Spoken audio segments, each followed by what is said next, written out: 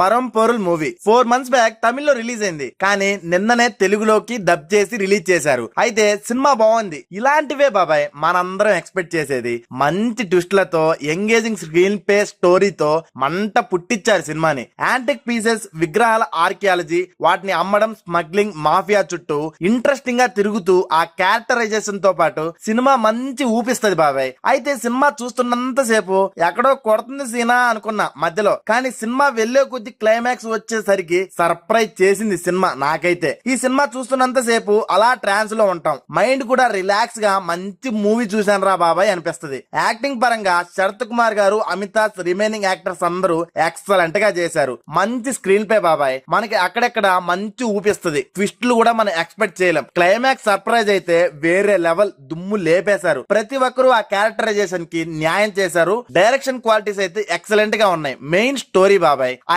Antique pieces, ఆ విగ్రహాలు, ఆ ఇంట్రెస్టింగ్ గా మనకి ఒక ఫ్యాక్ట్ లాగా చెప్తూ ఉంటారు. చాలా బాగుంది సినిమా అయితే. అందరి యాక్టింగ్ బాగుంది. సినిమాటోగ్రఫీ కూడా చాలా డీసెంట్ అనిపించింది. మ్యూజిక్ కొన్ని చోట్ల గట్టిగా ఇచ్చి పడేశాడు. అక్కడక్కడ కొంచెం అనుకోండి, ఓకే చాలా బాగుంది.